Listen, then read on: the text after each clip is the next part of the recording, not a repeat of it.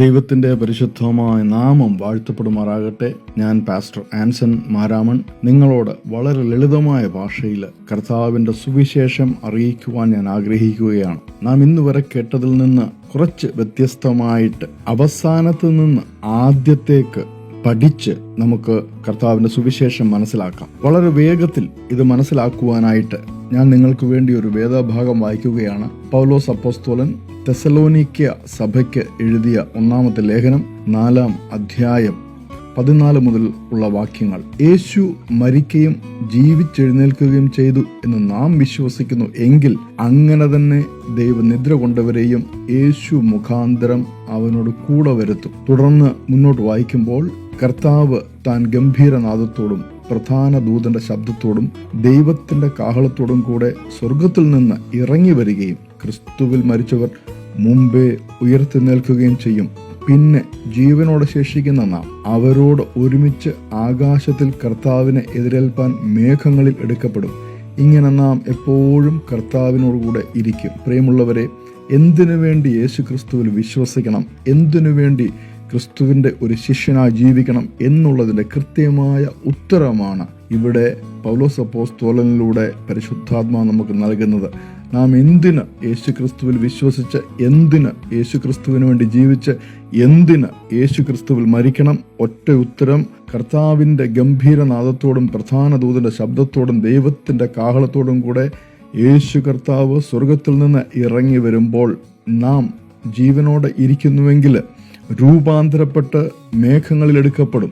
നാം മരിച്ചു കഴിഞ്ഞാണ് യേശു വരുന്നതെങ്കിൽ നാം ഉയർത്ത് എഴുന്നേൽപ്പിക്കപ്പെട്ട് മേഘങ്ങളിൽ എടുക്കപ്പെടും. ഇങ്ങനെ എപ്പോഴും നിത്യമായിട്ട് നാം യേശു ക്രിസ്തുവിനോടുകൂടെ വാഴും. ഇതിനു വേണ്ടിയാണ് നാം ക്രിസ്തുയേശുവിൽ ജീവിക്കേണ്ടത്. ഇതിനു വേണ്ടിയാണ് നാം രക്ഷിക്കപ്പെടേണ്ടത്. ഇനിയും എങ്ങനെയാണ് ഇത് സംഭവിക്കുന്നത്? ഒരു സാധാരണ മനുഷ്യന്, പാപിയായ മനുഷ്യന് ഒന്നും ചെയ്യാതെ ഇതിന് സാധ്യമാണോ? അല്ല. അവൻ എന്ത് ചെയ്യണം? അതാണ് ഇനിയും നിങ്ങളോട് വളരെ ലളിതമായിട്ട് വിവരിക്കുവാൻ പോകുന്നത്.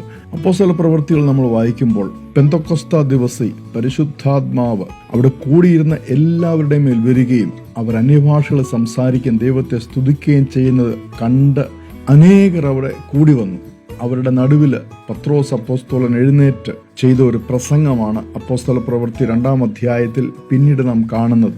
ഈ പ്രസംഗം കേട്ട് ഈ കൂടി വന്നവരുടെ ഹൃദയത്തിൽ കുത്തുകൊണ്ടു. അവർ പത്രോസിനോട് ചോദിക്കുകയാണ്, ഞങ്ങൾ എന്തു ചെയ്യണം? അപ്പോൾ പത്രോസ് അവർക്ക് പറഞ്ഞു കൊടുക്കുന്ന ഒരു മാർഗമാണ്, നിങ്ങൾ മാനസാന്തരപ്പെട്ട് നിങ്ങളുടെ പാപങ്ങളുടെ മോചനത്തിനായി ഓരോരുത്തൻ യേശുക്രിസ്തുവിന്റെ നാമത്തിൽ സ്നാനമേൽക്കണം. എന്നാൽ നിങ്ങൾക്ക് പരിശുദ്ധാത്മാവെന്ന ദാനം ലഭിക്കും. എങ്ങനെയാണ് നാം ഈ ഒരു അവസ്ഥയിലേക്ക് കടന്നു വരുന്നത്? നാം മാനസാന്തരപ്പെടണം. മാനസാന്തരപ്പെട്ടാൽ മാത്രം പോരാ, നമ്മൾ യേശു ക്രിസ്തുവിൽ വിശ്വസിക്കണം. യേശു ക്രിസ്തുവിൽ വിശ്വസിച്ചാൽ മാത്രം പോരാ, അതിനുശേഷം പിതാവിൻ്റെയും പുത്രൻ്റെയും പരിശുദ്ധാത്മാവിൻ്റെ നാമത്തിലുള്ള യേശു ക്രിസ്തു കൽപ്പിച്ച സ്നാനം നാം ഏൽക്കണം. അപ്പോൾ നമ്മുടെ മേൽ പരിശുദ്ധാത്മാവ് വരും, നമ്മെ പരിശുദ്ധാത്മാവ് ബലപ്പെടുത്തും. അതിനുശേഷം നമുക്ക് യേശു ക്രിസ്തുവിൻ്റെ സാക്ഷികളായി ക്രിസ്തു യേശുവിൽ ജീവിക്കുവാൻ സാധിക്കും. അങ്ങനെ ജീവിച്ചു വരവേ യേശു ക്രിസ്തുവിൻ്റെ ആഗമനം ഏതു നിമിഷവും സംഭവിക്കാം. അവൻ മേഘത്തിൽ ഇറങ്ങി വരുമ്പോൾ, കാഹളം കേൾക്കുമ്പോൾ നാം ഒന്നുകിൽ രൂപാന്തരപ്പെട്ട് അല്ലെങ്കിൽ ഉയർത്തെഴുന്നേറ്റ് യേശു ക്രിസ്തുവിനോട് ചേരുകയും ക്രിസ്തുവിനോടുകൂടെ ആയിരിക്കുകയും ചെയ്യും.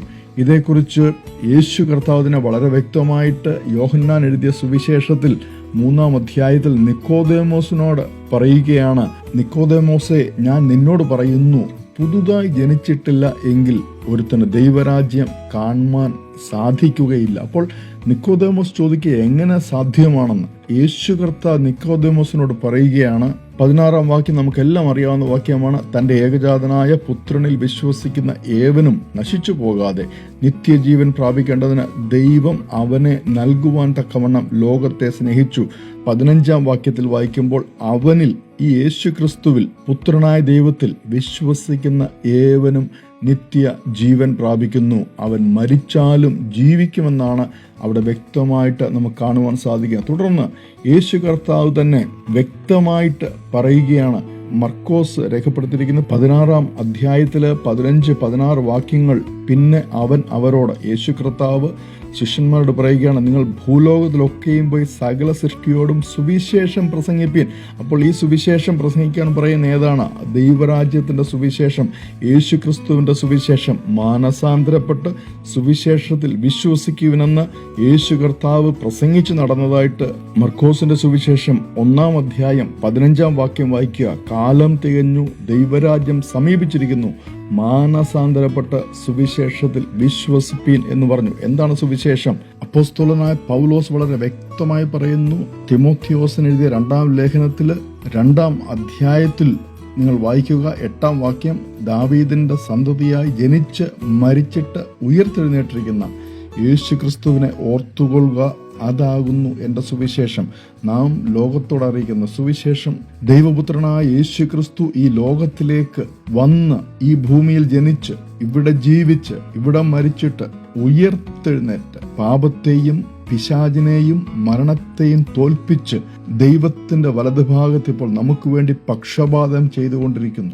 ഈ യേശു ക്രിസ്തുവിൽ വിശ്വസിക്കുന്ന ഒരുവനും നശിച്ചു പോകാതെ നിത്യ ജീവൻ പ്രാപിക്കും എന്നുള്ളതാണ് സുവിശേഷം. യേശു ക്രിസ്തുവിൽ വിശ്വസിച്ച് മാനസാന്തരപ്പെട്ട് പാപജീവിതം ഉപേക്ഷിച്ച് യേശു ക്രിസ്തു കൽപ്പിച്ചതായ സ്നാനമേറ്റ് പരിശുദ്ധാത്മാവിൽ സ്നാനപ്പെട്ട് വിശുദ്ധിയോടെ വേർപാടോടെ ജീവിക്കുമെങ്കിൽ യേശു ക്രിസ്തുവിന്റെ വരവിൽ നിങ്ങൾ എടുക്കപ്പെട്ടിരിക്കും. തുടർന്ന് ക്രിസ്തുവിനോടുകൂടി നിങ്ങൾ നിത്യമായി വാഴും.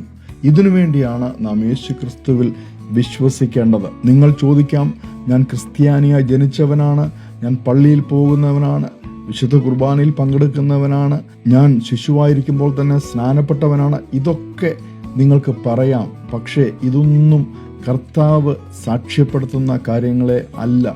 കർത്താവ് നിങ്ങളോട് ചെയ്യുവാൻ പറയുന്നത് ഇതൊന്നുമല്ല. ദൈവം നോക്കുന്നത് തൻ്റെ കൽപ്പനകളെ ആര് അനുസരിക്കുന്നു എന്നുള്ളതാണ്. ദൈവം നോക്കുന്നത് തന്നെ ആര് ചോദ്യം ചെയ്യുന്നു എന്നുള്ളതല്ല, ആര് ദൈവത്തെ അനുസരിക്കുന്നു. നിങ്ങൾ ദൈവത്തെ അനുസരിക്കുവാൻ തയ്യാറാണെങ്കിൽ ദൈവത്തിന്റെ വചനമായ വിശുദ്ധ വേദപുസ്തകം പഠിച്ച് അതിലെന്തു പറയുന്നു അത് അതുപോലെ അനുസരിക്കുവാൻ തയ്യാറാണെങ്കിൽ നിങ്ങൾ ദൈവത്തിന്റെ കൽപ്പന അനുസരിക്കുന്നവനാണ്, അനുസരിക്കുന്നവളാണ്. നിങ്ങൾ ഏതെങ്കിലും സഭയിലോ ഏതെങ്കിലും സമൂഹത്തിലോ ഏതെങ്കിലും മതത്തിലോ വിശ്വസിക്കുന്നവനാണെങ്കിൽ നിങ്ങൾ ആ മതം പഠിപ്പിക്കുന്നത് പഠിച്ചുകൊണ്ട് പോയാൽ ദൈവത്തിൻ്റെ വാഗ്ദത്തം പ്രാപിക്കുവാൻ സാധിക്കുകയില്ല. യേശു ക്രിസ്തുവിനോടുകൂടെ നിങ്ങൾക്ക് നിത്യമായി വാഴുവാൻ സാധിക്കുകയില്ല. യേശു ക്രിസ്തു ദൈവപുത്രനായിരിക്കുമ്പോൾ തന്നെ യേശു ക്രിസ്തു മാനവ ജാതിയുടെ ന്യായാധിപതിയാണ്.